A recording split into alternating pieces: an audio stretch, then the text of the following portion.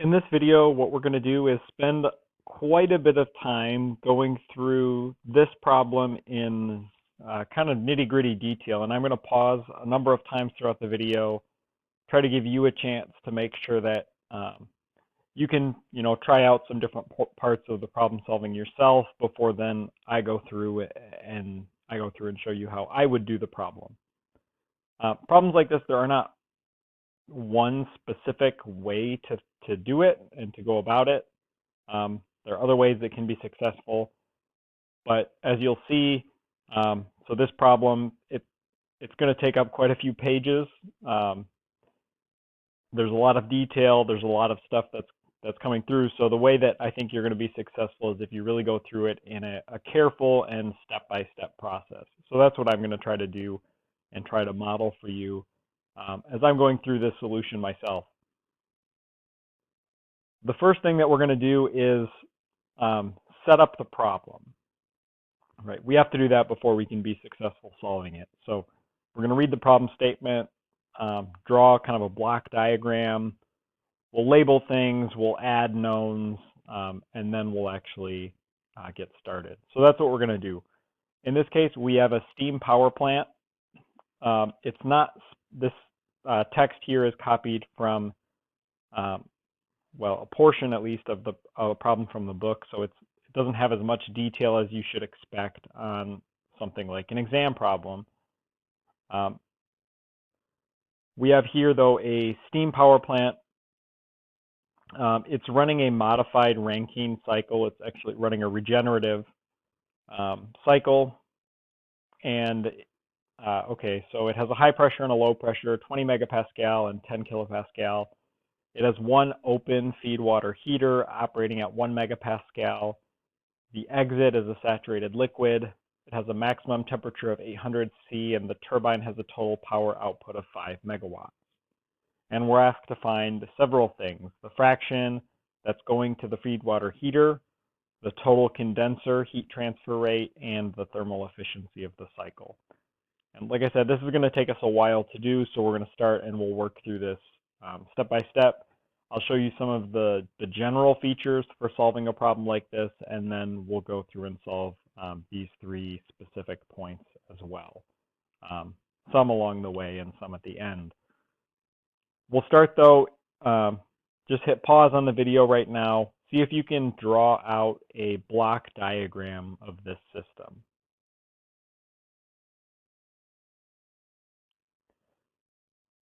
Hopefully you've had a chance to draw out your block diagram. I'll draw out mine. So up here at the top we have our boiler. That's going to feed into a turbine.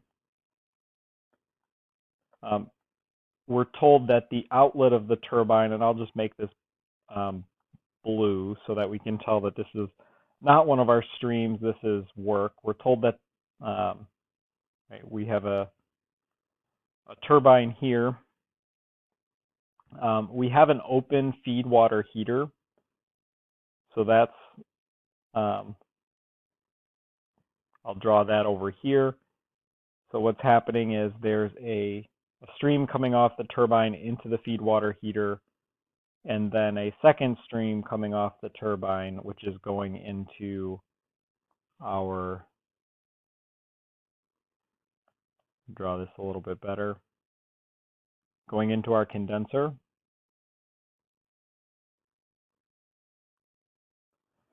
The outlet of the condenser is going into a pump, which is bringing us up to the pressure of the feed water heater. I'll call that pump 1 or P1. Then the feed water heater is going into a second pump,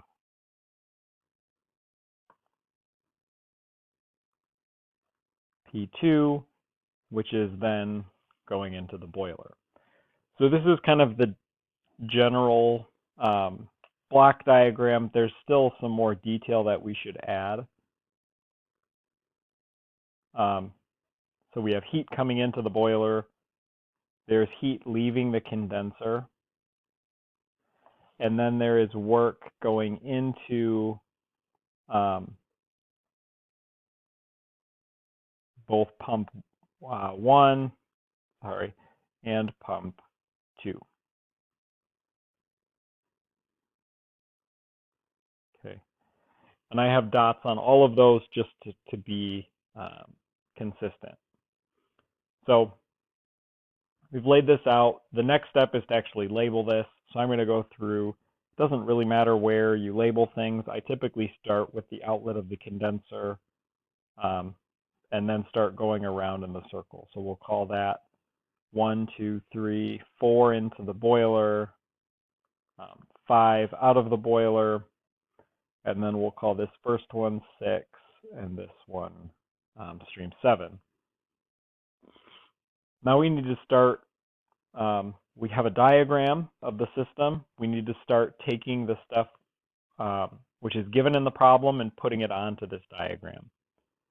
So we're told that we have a steam power plant. We have a high and low pressure of 20 megapascal and 10 kilopascal. What that means is that our pressure here, P5, is 20 megapascal, and also P4 is 20 megapascal because across a boiler, we're not going to have a significant pressure difference. Same thing across the condenser. We have our low pressure of 10 kPa there and P1 of 10 kPa. Right? We don't have a significant temperature difference across boilers or a significant pressure difference across boilers and condensers. Okay, we have our open feed water heater. We've already drawn that. We're told that that's at 1 megapascal. So that means that everything here, right, similarly, so this is P6 equals 1 megapascal, P3 equals 1 megapascal, and P2 equals 1 megapascal. Okay, what else are we told? 1 megapascal with the exit as saturated liquid. So the exit of our feed water heater, that's here at stream 3. And we're told that that is a saturated liquid. Another way of saying that is that the quality is 0. Okay, we're told the maximum temperature is 800 degrees Celsius. That would be found here at the outlet of our boiler. It's always going to be where the maximum temperature is, 800 C coming out of the boiler, T5. And we're told that the turbine has a total power output of 5 megawatts. 5 megawatts for WT. Okay, so right, all of that work is just setting up the problem, and it's really important that you're going through and you are going through and setting this up in a detailed way. What I would suggest is, right, really take some time to look at some different block diagrams like this so that you're familiar with the different pieces and parts and what these look like, and some different ways that these can look so that you're really confident on that section. Once we have the problem set up, so that's our first 2 steps. First step, draw a block diagram. Second step, label it with as many givens as we have. Then we need to find a place to start, and that's going to be a place where, quote unquote, we know everything. And what I mean by that is a place that we know 2 things and could look up all of the other stuff in tables. There are a couple places that we could start here. I'm going to choose one, and then we'll work our way around in the circle. Before we do that, though, right, so our first step, before we find a place and move around, before we do energy balances, before we do any of that stuff, let's start with mass balances.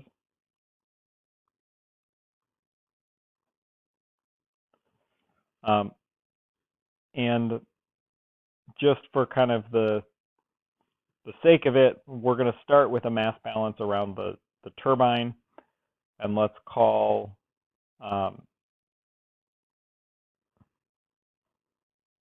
m dot 5 just equal to the mass flow rate. So over here, right, so m dot 5 is equal to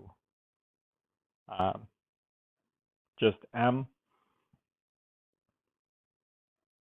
We're going to have that, so mass comes in, mass comes out at 6 and 7. So we're going to have a split. We'll call that down here m6 equal to some fraction y times m5. Say that's 10% or 15% or 30%. I don't know what it is yet, but some amount is going through, coming out of the turbine and going into the feed water heater. That shouldn't have a 5. So y times m dot. Similarly, here at 7, m dot 7, the rest of it, 1 minus y, is coming out there. And we could follow this around and we could say, okay, so then through the condenser, we have this 1 minus y m dot term through the condenser, through pump 1, and then they rejoin again, and okay, here at 3 and 4, we're back to just plain old m dot. So that's how our mass balance is going to work. Now that we have a mass balance, we can find a place to start, and we can start to do energy balances around through our system. Where we're going to start, where typically is a useful place to start, an easy place to start, because it's usually one where you do know everything and kind of can be a good first place to look, is right up here at what I have labeled as number 5. And I say that's usually a good place to start because the outlet of the boiler, right, that's the inlet of the turbine, that's typically a given. And it's a given because of, right, how these problems are set up. That's a design spec for your system, right? What temperature and what pressure is your system going to be operating at? That's typically going to be a design spec. Not always, but that's always a good place to kind of look as a first pass. Okay, so we have we'll start at 5 and look at 5 to 6/7. So this is our turbine.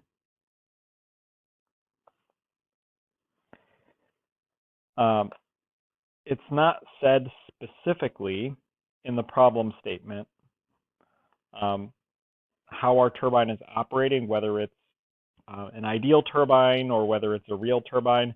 And that's kind of a hint that it's an ideal turbine, right? We're not given an isentropic efficiency. We're not told anything kind of more about it. So it's reasonable to assume that it's ideal. Again, that's something that I'm not expecting you to do on the exam. I would tell you specifically, this is an adiabatic reversible turbine, which it is in this case. The pumps are as well. So we're going to deal with the turbine and the 2 pumps. Those are all going to be adiabatic reversible systems. So this is a adiabatic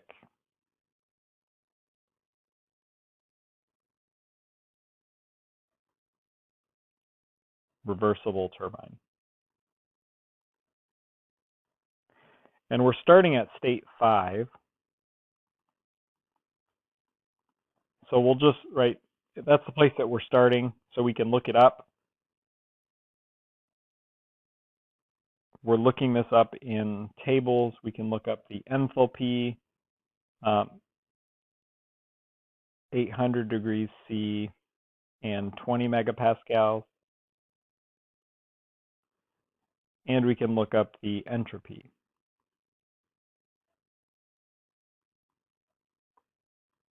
At 800 degrees C and 20 megapascals. Just take a second, hit pause, make sure that you can find those values, and then jump right back in and we'll see what I found when I looked those up. When I looked those up, I found an enthalpy of 4069.8 kilojoules per kilogram and an enthalpy of 7.0544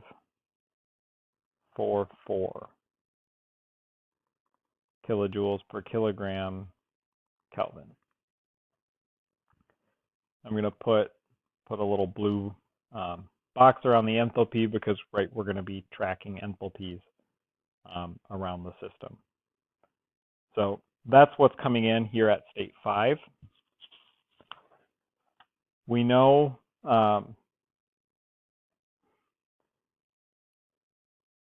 delta S equals 0 for this turbine. So that means that that's true for everywhere in the turbine. So that's going to be true for both of our 2 outlets. So if we're looking here at state 6, S6 is going to be equal to S5, or 7.0544 kilojoules per kilogram Kelvin. And we can then look up H6 at the pressure that we're at, which is 1 megapascal, and this entropy, 7.0544.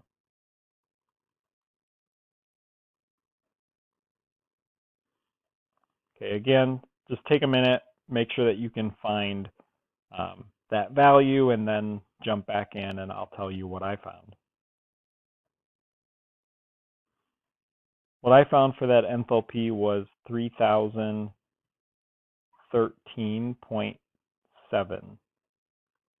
kilojoules per kilogram. So hopefully we were on the same page. State 7,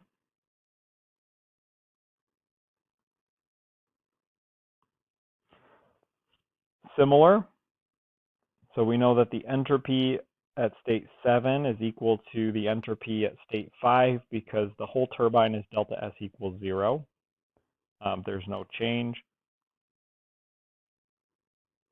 7.0544 kilojoules per kilogram Kelvin. Forgot to box my enthalpy value for H6. And this is now going to have us looking at H7, which is at our pressure, which was 10 kPa, and this entropy, 7.0544.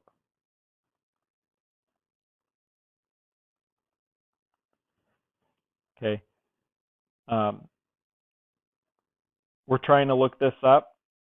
This one's a little bit more of a journey to find. So even if you haven't been playing along with some of the previous ones, hit pause now, see if you can come up with a value for H7, and then I'll come back. Really, this process is going to be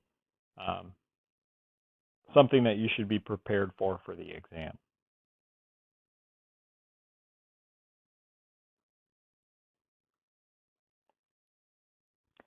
So as I said, this process is a little bit more involved. What you find when you're looking for this entropy value, 7.0544, at this pressure, 10 kilopascals, you find that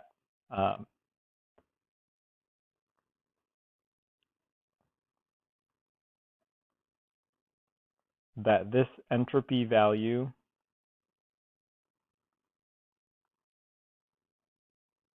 is between SF and SFG, and SG, rather.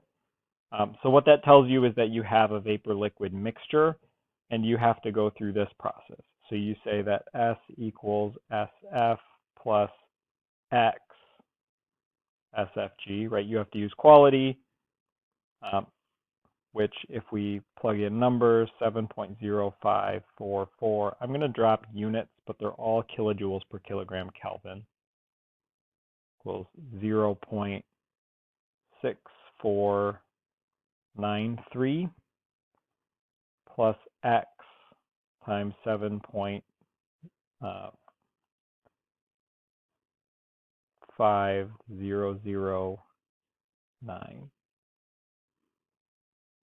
This, if you calculate the quality, is 0.854.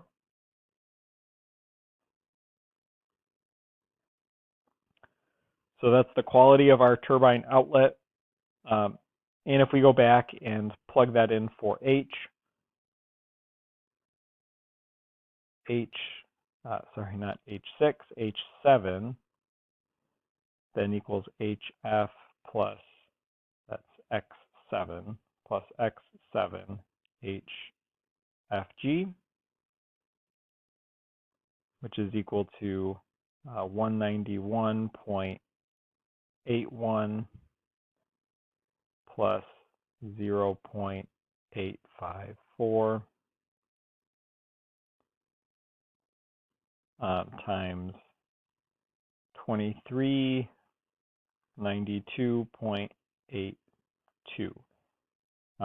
kilojoules per kilogram. So H7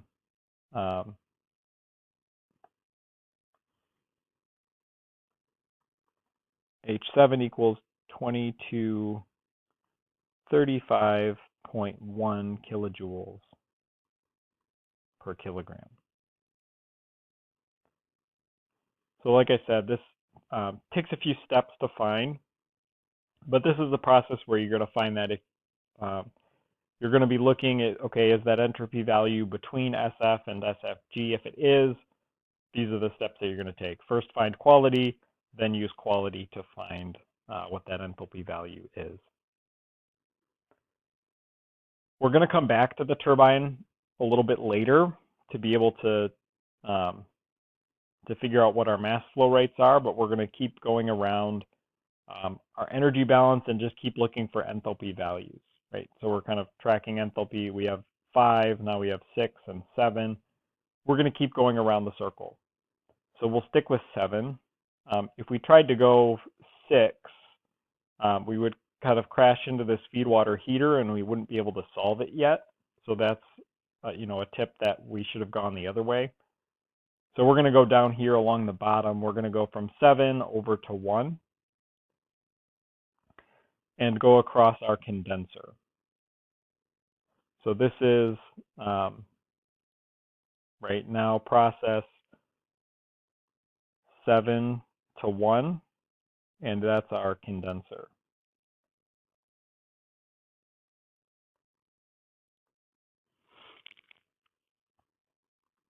So state 1,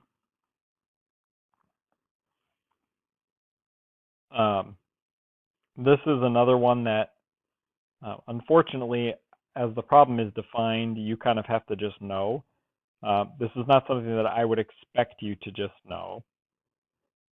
But in the ideal ranking, which this is not an ideal ranking, it's a modified ranking, but it has X equals 0 at the condenser outlet.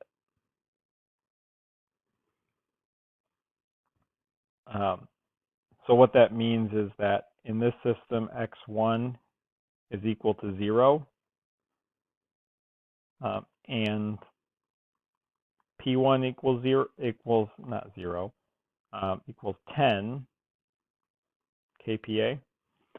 So we are actually given, it's a little bit tricky, but we are given everything for what we labeled stream 1. So we can look up H1 right? It's at x1 equals 0 and p1 equals 10 kPa. So we can look up what that enthalpy is, and it's 192.81 kilojoules per kilogram.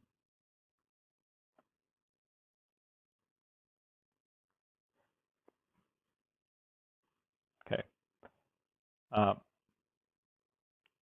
Next, from 1 to 2, so this is pump 1 as we've labeled it. Right, so we're kind of continuing along. We've gone from 5 down to 6 and down to 7. Then we just went from 7 across to 1. Now we're going from 1 up to 2 as we're making our way around the circle. 1 up to 2, that's an ideal pump.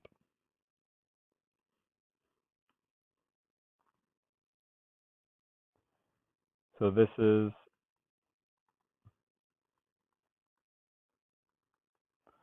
our ideal pump, which is a delta S equals 0 process. We could solve this exactly like we just did the turbine. It would just be a lot of interpolation, if you remember from kind of this 2-part video series on pumping a liquid. So we're going to use my preferred way. They're both equivalent, but this is the easier way. So because we have an incompressible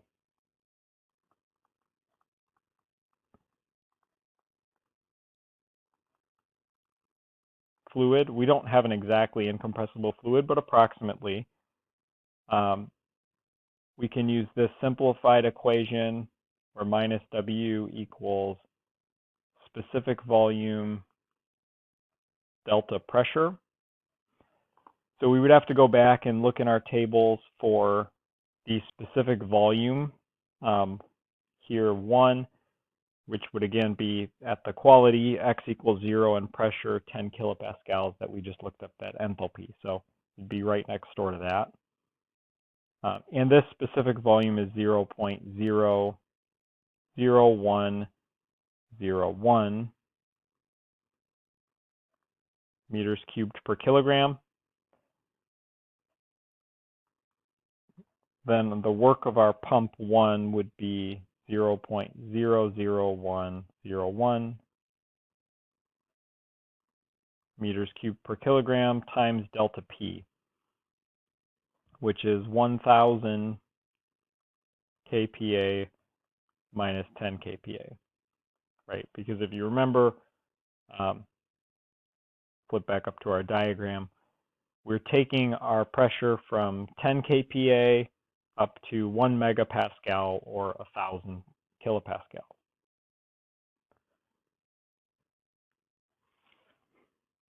If we remember, there's this kind of goofy unit thing. This is something to definitely write down and have in front of you if you can't remember it. But 1 kilopascal is equal to 1 kilojoule per meter cubed. Right, that's just a straight unit conversion, but it's a handy one to have, at least for these specific unit systems. Then we can find that the work of pump 1, right, we're just multiplying this out, is equal to 1.0 kilojoules per kilogram.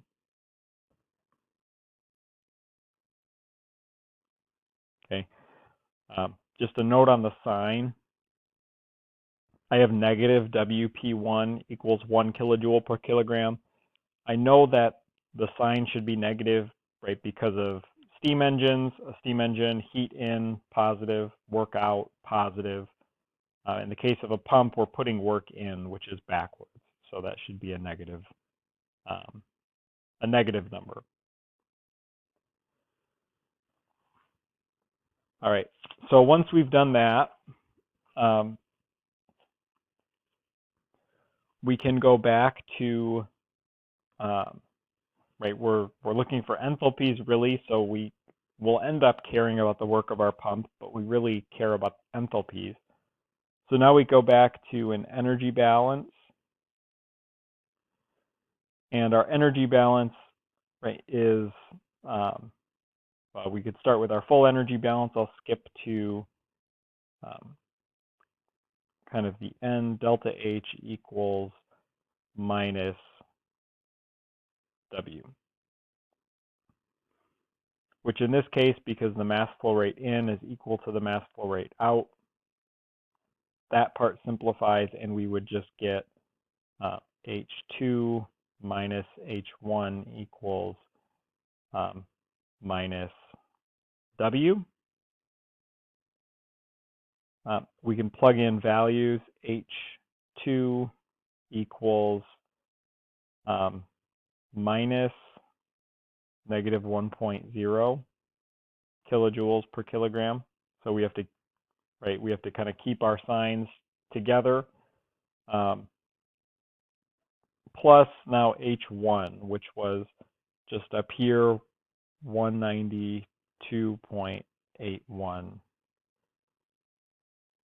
kilojoules per kilogram. Kind of a way to think about signs for these kind of things.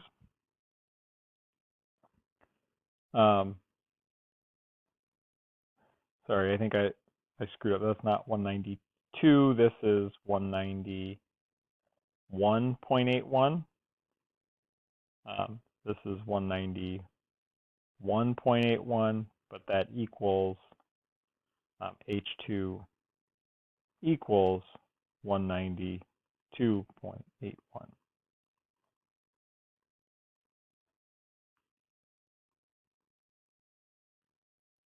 Okay, sorry, my mistake.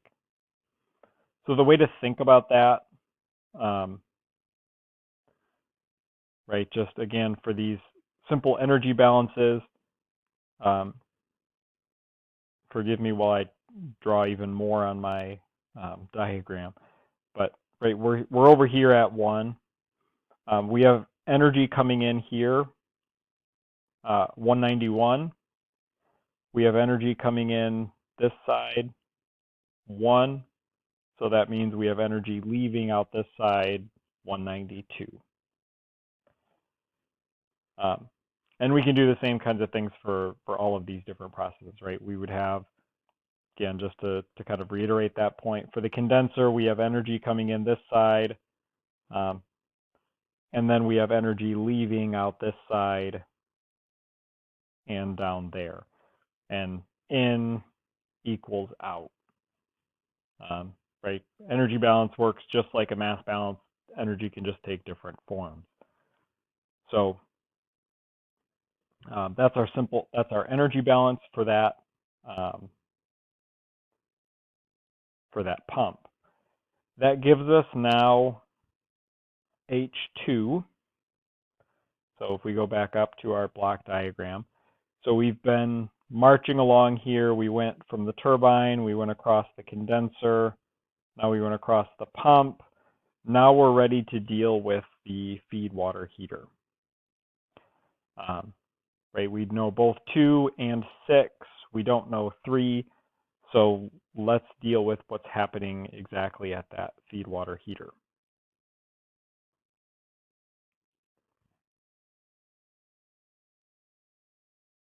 Okay. So this is from 2-6 to 3. That's our process.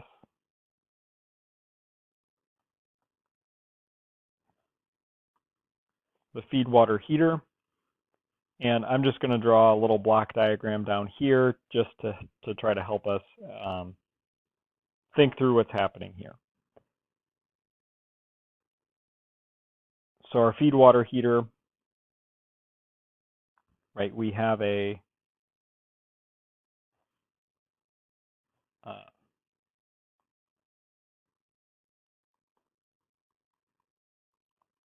feed water heater there. The outlet of that here at 3